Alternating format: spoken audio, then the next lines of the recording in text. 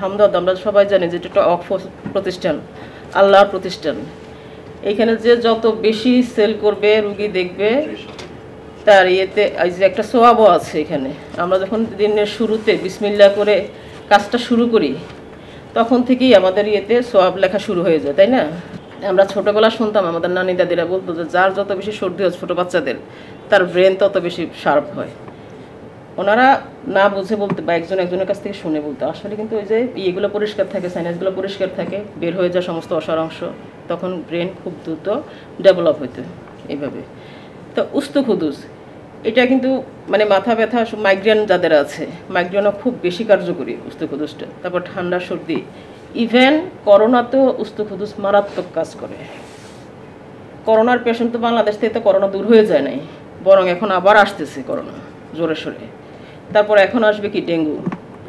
তো ডেঙ্গুর ইয়েতে আমরা তো অন্য কোনো ওষুধ দিতে পারবো না। আর আমাদের এগুলো কিন্তু ইমার্জেন্সি মেডিসিন না, আমাদেরটা কি সাপোর্টিভ মেডিসিন।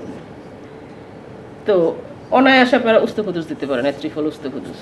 তারপরে হচ্ছে কি মাজনে মুমসিক, এটা আমার ভাইটাল অর্গানগুলোতে খুব বেশি কাজ করে। এবং অনেকে আসে যে অনেক বছর বাচ্চা কাচ্চা হয় না, এটা পুরুষ মহিলা সবারই তো থাকতে পারে, আসে না এরকম পেশেন্ট আসে?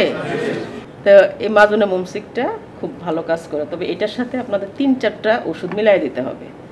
মাজনে মুমসিক যখন দিবেন তখন অবশ্যই জ্বালানির সাথে দিবেন, তারপরে এই মাজনে মুমসিকটা দিবেন, না হয় এটা কাজ করবে না।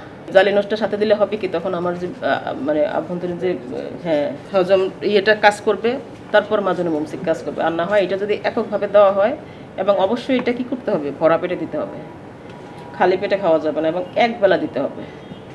এটা কেবলমাত্র রাতে দিতে হবে।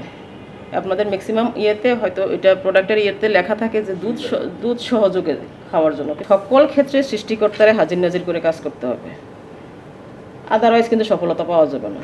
আপনারা মনে প্রাণে আল্লাহরে হাজির নাজির করে ইনশাল্লাহ শব্দটা ব্যবহার করে প্রতিটা কথা ইনশাল্লাহ বলবেন।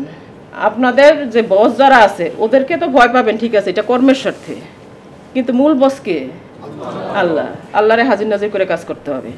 আর তখন দেখবেন যে আপনাদের মনোবল এত বৃদ্ধি পাবে, আপনারা কল্পনাও করতে পারবেন না। আরেকটা জিনিস হচ্ছে, আমি কি ওই যে করিতে পারি না কাজ, সদা ভয় সদালাজ, পাছে লোকে কিছু বলে। আপনি চিন্তা করবেন যে আল্লাহ আমি এটা বিক্রি করতে যাব, কাউরে বলবো যে আপনি কিনেন, কে কি মনে করলো, কেউ কি দেখে ফেললো, আমার আত্মীয়রা কেউ দেখে ফেললো, বা আমার পরিচিত কেউ দেখে ফেললো, আমার সাথে তো অমুক নেতার পরিচয় আছে, তমকের পরিচয় আছে, ওরা দেখলে কি মনে করবো আমি যেটা বিক্রি করতে যাব। এইটা যখন আপনার মনে আসবে, তখন মনে করেন যে আপনি পিছায় গেলেন, 10 পা পিছায় গেলেন। আপনার কাজ, আপনি চুরি করতেছেন না, মানব সেবা করতেছেন। তো মানব সেবা হেজিটেট ফিল কেন করবেন? আপনার নেটে থাকেন, একটা এই গাছের জীবনী পড়েন, গাছের এটার উপকারিতা অপকারিতা পড়েন, একটা মশলার উপকারিতা অপকারিতা পড়েন, একটা ফুলের উপকারিতা অপকারিতা পড়েন। আমি যখন আমার বাসায় ব্যালকনিতে প্রচুর ফুল গাছ আছে, এইখানে যখন একটা আগাছা উঠে, আমি আগাছাটার আগে ছবি উঠাই আমি নেটে সার্চ করি। কারণ আল্লাহ বিনা প্রয়োজনে কোনো কিছু পৃথিবীতে পাঠায়নি। সার্চ করে দেখি যে এটা কোনো প্রয়োজনীয়তা আছে কিনা। যদি দেখি যে না, এটা তো অনেক ওষুধি গুণ আছে, বা এটা এমনও আছে, অনেক গাছ আছে যেটাতে মশা নিবারক, মাছি নিবারক, এমন আগাছা আমি ফেলে দিই না। কিন্তু আমি আগে গাছটা ফেলে দেওয়ার আগে আমি ছবি উঠাই নেটে আগে সার্চ করি যে এটার আসলে কাজটা কী। কারণ আল্লাহ তাআলা নিজেই বলছে, মানে মানুষের প্রয়োজনের বাইরে আল্লাহ এমন কিছু পৃথিবীতে পাঠায় নাই। আপনারা এটা করেন, দেখবেন যে আপনাদের সময় কোন দিক দিয়ে কেটে যাচ্ছে। আর ফ্যামিলি থাকবে, আপনি যদি ভালো একটা অবস্থানে যান, দেখবেন যে ফ্যামিলি আপনার পেছনে দৌড়াচ্ছে। আপনি ফ্যামিলি রাখার জন্য টেনশন করতে হবে না। আপনি আজকে যে অবস্থানে আছেন, কেউ মানে মেডিকেল অফিসার, কেউ সহকারী মেডিকেল অফিসার, যখন ভালো সেল করবেন, ভালোভাবে নিজে উপস্থাপন করবেন, মানে সামনে প্রেজেন্ট করবেন কোম্পানির সামনে, তখন ওরাই আপনাদেরকে কোথায় নিয়ে যাবে কল্পনাও করতে পারবেন না। সবচেয়ে বড় কথা হলো কাজ করা। এই যে এমডি সাহেব একটা কথা বলেছে, কাজ কাউরে খালি হাতে ফেরায় না। এটা আমি নিজে উপলব্ধি করি, রিয়েলাইজ করি যে কাজ আসলে কাউকে খালি হাতে ফেরায় না। রুগীর সাথে সময় দেন, কথা বলেন। একটা রুগীর অন্তত আধা ঘন্টা করে সময় দেন। কোত্থেকে আসছে, তার বাবা কি করতো, মা কি করতো, তার ভাই বোন কজন, মানে পারিবারিক যে হিস্ট্রিটা নেন, তখন রুগী কিন্তু খুশি হয়ে যাবে। মানুষের মুখের যে মুখের কথাটাই অর্ধেকটা ইয়ের মতো কাজ করে, ওষুধের মতো কাজ করে।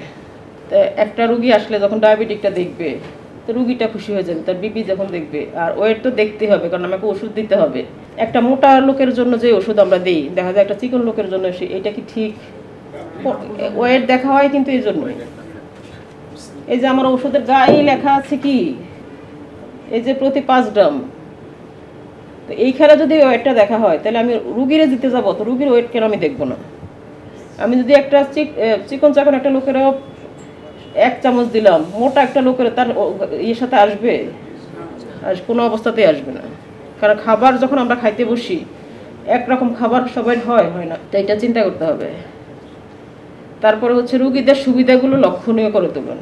রুগী আইসা আপনার এখানে কোনটাতে কমফোর্ট ফিল করে। যেমন আমি কোনো ডাক্তারের কাছে গেলে আগে কী করি, চিকিৎসকের কাছে যাই, আগে দেখি যে তার এটা, যে সে যেখানে বসে এটা পরিষ্কার পরিচ্ছন্ন কিনা, মশা মাছি উড়ে কিনা। তো যে ডাক্তার নিজেই পরিষ্কার পরিচ্ছন্ন না, তার জায়গাটা সে হাইজিনিটি মেনটেন করে না, সে আমারে কি ট্রিটমেন্ট দিবে? আমি কিন্তু ওই ডাক্তারটা খুব দেখাইতে কমফোর্ট ফিল, আমি দেখাইও না। আমি শুরুতে গিয়েই দেখি, তারপরে তার হাতের নখ দেখি, তার পোশাক আশাক দেখি, সব কিছু দেখি, তারপর আমি সিদ্ধান্ত নিই আমি তারা দেখাবো কিনা। তা আপনাদের এই ব্যাপারটাই যে রুগী আসে, রুগীর সুবিধা, রুগী আসলেও আপনারা চায়ের ব্যবস্থা করবেন, চা খেতে বলবেন। সে খাইতে চাইবে না, তারপরেও তারা বলবেন চা খাইতে বলবেন, বা কি লাগবে, সে ঠিক মতো বসতে পারলো কিনা। কাউকে আপনার পিয়নরে ডেকে বললেন যে তার একটা চেয়ার দাও, বসতে বলো, তাইলে না রুগীটা আপনার উপরে সন্তুষ্ট হলো। আপনি আসলো আপনার কাছে, আপনি ধরাবাদাভাবে ওষুধগুলো ধরাই দিলেন, এটা কখনোই রুগী আপনার কাছে আসবে না। আরেকটা হচ্ছে যেটা, যে আপনার পণ্য বা সেবাটিকে কার্যকরভাবে উপস্থাপন করেন। আপনি যে ওষুধটা দিচ্ছেন তারে, এটা তার মূল রোগের জন্য তো দিচ্ছেনই, সেই সাথে তার আর কি কি রোগের উপরে কাজ করবে সেটাও কিন্তু উপস্থাপন করতে হবে। তাকে বলতে হবে, যেমন কারোর আমি অ্যাসিডিটির জন্য ওষুধ দিলাম, যে বলেন যে আপনাকে এটা দিচ্ছি, এটা খাবেন, সেই সাথে কিন্তু আপনার এই যে অ্যাসিডিটির ম্যাক্সিমাম ওষুধ কিন্তু কনস্টিপেশনে কাজ করে। আপনার যদি কনস্টিপেশন থাকে তাহলে কিন্তু এটা সেরে যাবে। আপনার যদি মুখে দুর্গন্ধ থাকে সেরে যাবে, এবং আপনার যদি খাওয়ারে অনীহা থাকে এটাও সেরে যাবে। কয়েকটা রোগের কথা তারা বলে দিতে হবে।